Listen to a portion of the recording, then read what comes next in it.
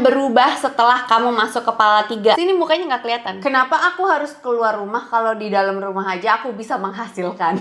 Kebahagiaan diri sendiri adalah tanggung jawab diri sendiri. Rezeki itu pasti bakal datang sendiri, tapi harus kita cari. Usiaku itu kan ya soon to be 33. Oke, fales. Dan ada nih beberapa hal yang berubah total semenjak masuk kepala 3. Aku jarang nemu orang yang sharing soal masalah ini. Makanya aku mau sharing ke kalian as your Bude Online. Hai, welcome back to my YouTube channel. Ketemu lagi dengan aku, Riri Talks.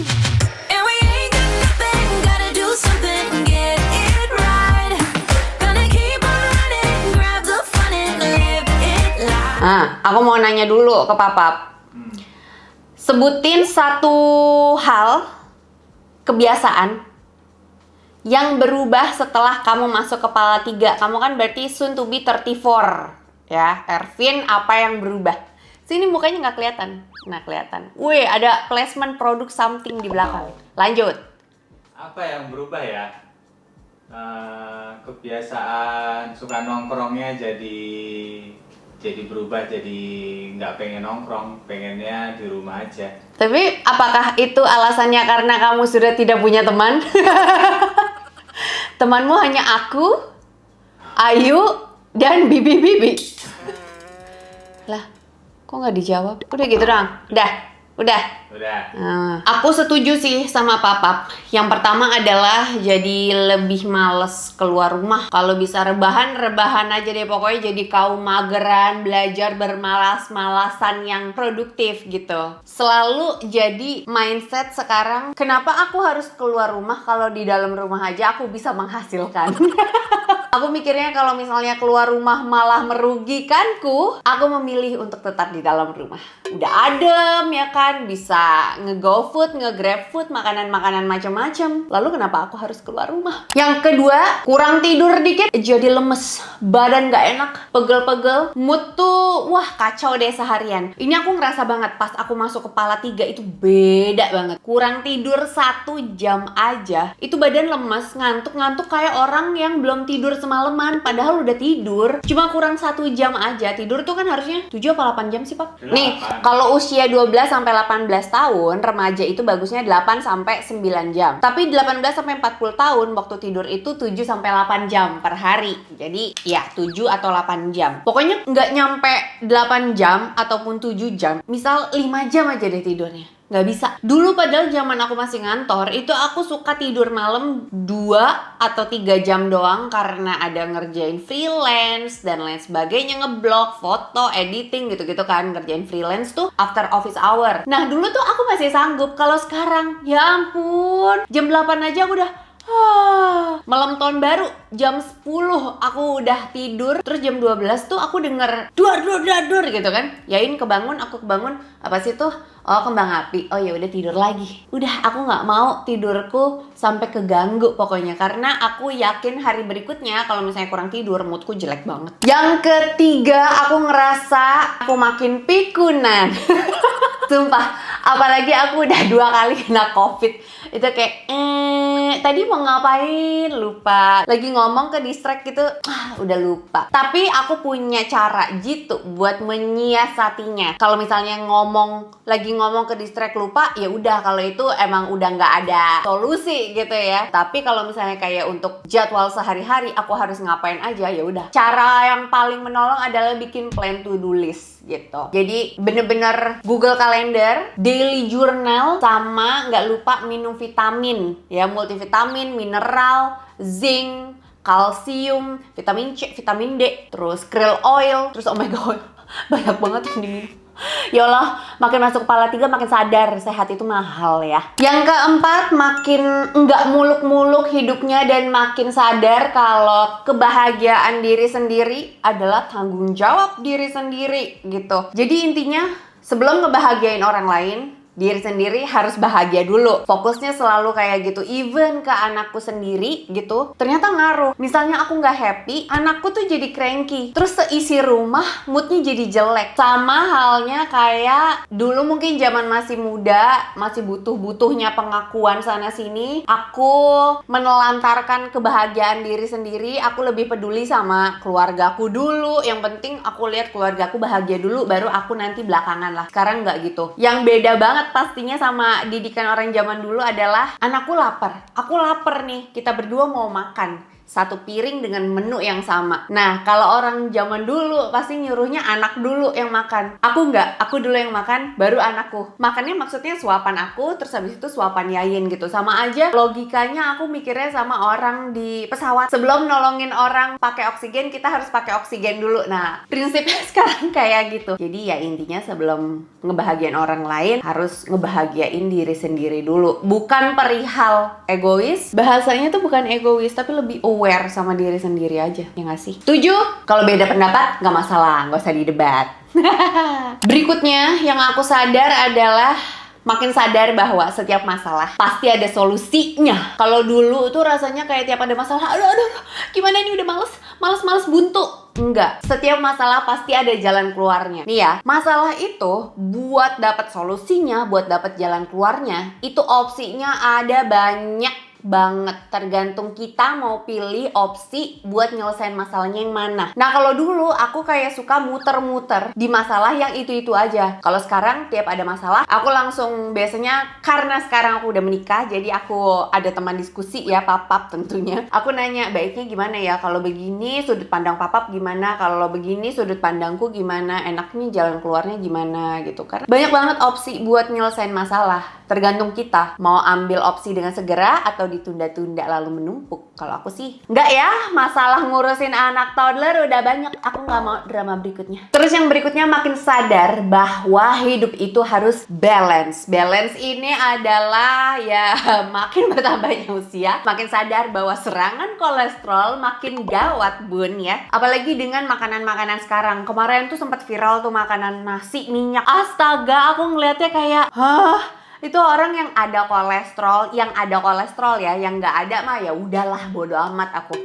Tapi bisa jadi ke penyakit lainnya sih. Ada Pap, kamu sempat lihat nggak viral nasi disiram minyak panas, udah dibumbuin atau apa gitu, minyak, sumpah minyaknya tuh gede, mateng gitu. Kayak sambal tuh kan sampai nolong ludah tuh. Sambal tuh kan suka disiram minyak dan aku tahu itu enak banget ya. Cuma kalau untuk aku nggak bisa karena aku tuh ada kolesterol ya. Semenjak aku sadar bahwa sehat itu mahal, jadi aku tuh makin ngerasa bahwa aku harus bersyukur dengan cara merawat diriku sendiri gitu. Aku kasih nutrisi terbaik buat tubuh aku karena aku punya tanggung jawab buat dampingin anakku hingga dia dewasa nanti gitu kan ya. Jadi makin aware, makin sadar bahwa hidup itu harus balance. Kalau mau makan enak, ya jangan lupa dibakar setelahnya. Biar hidupnya sehat, biar aktivitasnya nggak keganggu, biar cuan.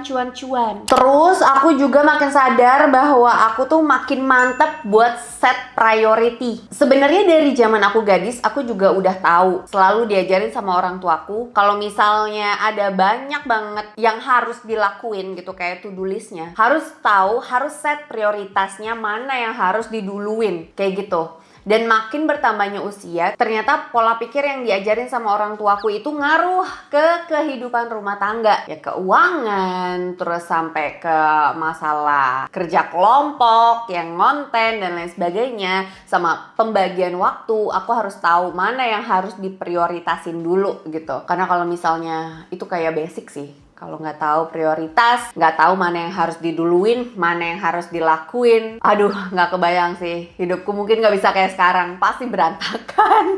Yang terakhir, di usiaku yang 30 tahun ini, aku makin sadar bahwa quality time itu penting, creating and collecting moments itu juga penting. Kemarin aku sempat nge-share di Instagram story bahwa aku pengen dia liburan 1 bulan gitu, bisa nggak ya gitu. Ternyata DM-nya pro kontra gitu, padahal itu menurutku ya kayak cuma percakapan yang santuy, ngasal, tapi ya balik lagi omongan adalah doa, amin. Biar bisa liburan sebulan ya bun. Amin.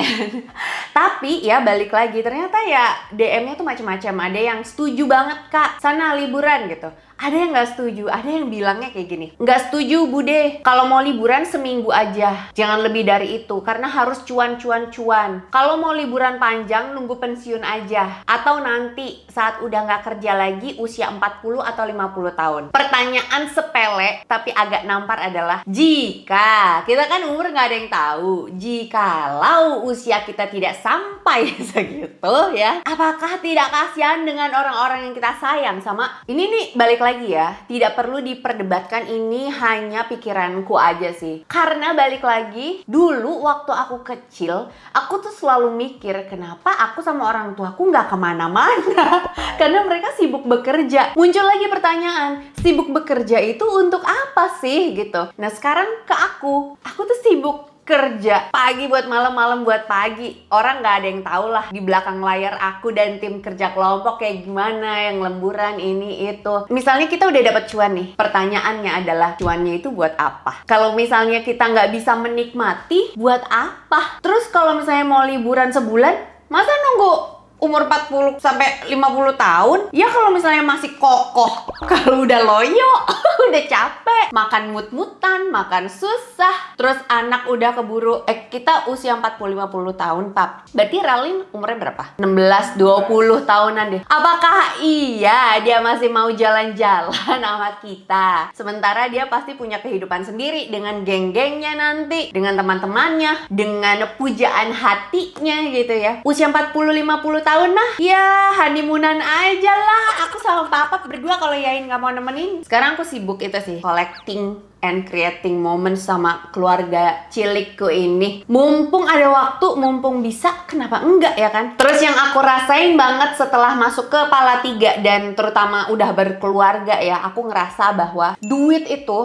ya makin disayang-sayang, makin dikekepin, makin disimpan, diumpetin, dia tuh nggak bakal jadi apa-apa. Ya udah bakal berupa duit ya segitu aja value-nya. Tapi kalau misalnya kita nyenengin keluarga kita, terus orang-orang yang kita sayang, baliknya nggak tahu kenapa itu lebih berkali-kali lipat. Kayak contohnya, misal ya, aku inget banget nih dulu, zaman dulu aku cuma punya duit yang belum seberapa buat ganti mobil. Tapi orang tuaku tuh butuh uang buat renovasi rumah karena belum jadi prioritas buat ganti mobil. Jadilah uangku itu ya udahlah buat bantu orang tua dulu. Dalam waktu beberapa bulan duitnya balik dan bisa jadi berkali-kali lipat. Itu yang aku rasain banget sih. Emang sih bener kalau nggak ada duit rasanya mau mati bun, tapi duit nggak dibawa mati. Lagi-lagi tapi dikubur pakai duit ya?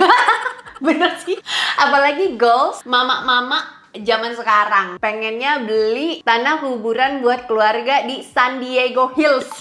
Tapi nyampainya sama. Nyampainya sama pakai ambulans. Intinya ya, nih aku rangkum keseluruhannya. Setelah aku masuk ke Pala 3, aku makin sadar bahwa sayang sama diri sendiri itu adalah salah satu rasa bersyukur. Terus aku makin bisa ngeset prioritas gitu. Terus makin seneng layah-leyeh di rumah. Sama yang terakhir makin tahu value dari duit itu sendiri gitu. Jadi lebih ke bukan duit yang nyetir kita, tapi kita yang nyetir itu duit sendiri gitu loh. Ya jangan sampai ya Allah amit-amit jangan baik kita mata duit doang gitu. Sama yang terakhir, creating and collecting moments itu juga penting. Sama satu sih, aku nggak pernah takut akan sesuatu gitu. Ya worry dikit wajar lah, worry ya, tapi bukan takut gitu. Karena aku nggak tahu besok planku, apalagi semenjak pandemi ya, besok planku sesuai yang aku rencanakan atau tidak. Tapi ya balik lagi, kalau milik nggak kemana, rezeki itu pasti bakal datang sendiri, tapi harus kita cari.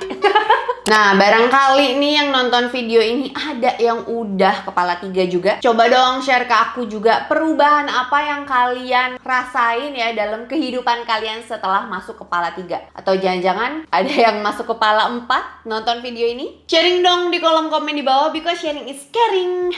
Makasih banyak buat kalian yang udah nonton video ini dari awal sampai habis. It means a lot for me. Jangan lupa buat tinggalin jejak dengan klik like dan subscribe channel YouTube aku. Udah. Terus jangan lupa juga untuk aktifin bel notifikasi kalian supaya kalian jadi jamet squad aku yang pertama tahu kalau misalnya ada video baru yang diupload di channel YouTube ini.